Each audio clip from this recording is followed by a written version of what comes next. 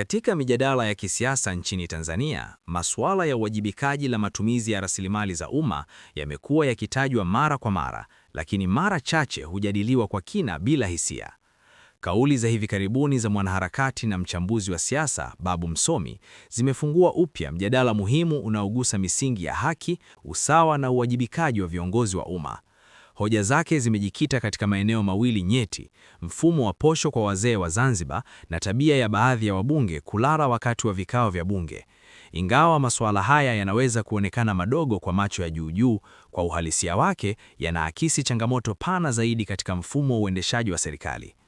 Kuhusu posho kwa wazee wa Zanzibar, swali la msingi si iwapo kuwasaidia wazee ni jambo jema au la. Kwa hakika, ni jukumu la kimaadili kwa taifa lolote linalojali ustawi wa wananchi wake. Tatizo linalojitokeza ni ukosefu wa usawa wa kitaifa. Iwapo ni sera ya kijamii, kwa nini itekelezwe katika eneo moja pekee? Kwa nini wazee wa mikoa mingine ya Tanzania waendelee kubaki nje ya mfumo huo? Maswali haya hayahitaji majibu ya kihisia, bali yanahitaji hoja za kisheria, kiuchumi na kisera. Katika nchi inayojenga umoja wa kitaifa, sera zinazogusa maisha ya wananchi zinapaswa kuwa na sura ya usawa na mshikamano. Kukosekana kwa maelezo ya wazi kuhusu mantiki ya kipekee ya sera ya wazee wa Zanzibar kunaacha mwanya wa hisia za kutengwa na kuzorotesha imani ya wananchi kwa mifumo ya uongozi. Kwa upande mwingine, hoja ya wabunge kulala bungeni inaonekana kama tukio la kawaida au la kuchekesha kwa baadhi ya watu, lakini kiuhalisia ni dalili ya tatizo kubwa la kimaadili katika uongozi. Bunge ndilo chombo cha juu cha uwakilishi wa wananchi, na kila dakika inayopotea kutokana na uzembe ni hasara kwa walipa kodi na wananchi wanaosubiri maamuzi yanayogusa maisha yao ya kila siku.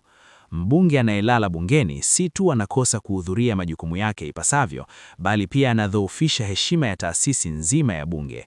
Endapo chama tawala, hususan CCM, hakitachukua hatua za wazi dhidi ya mienendo hiyo, basi lawama zitahamia kwa mfumo mzima wa uongozi, si mtu binafsi. Hoja za Babu Msomi zimegusa kiini cha swali kubwa: je, uwajibikaji wa viongozi nchini Tanzania uko katika kiwango gani? Katika mazingira ambayo wananchi wengi wanapambana na changamoto za kiuchumi, uwazi na nidhamu ya matumizi ya fedha za umma vinapaswa kuwa kipaumbele, si mjadala wa pembeni. Kwa kuhitimisha, hoja hizi hazipaswi kutazamwa kama mashambulizi ya kisiasa, bali kama fursa ya kujitathmini kitaifa.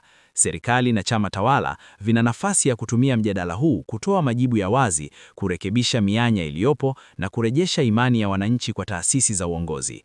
Kukwepa maswali haya hakutaondoa tatizo, bali kutaongeza mashaka na mgawanyiko katika jamii.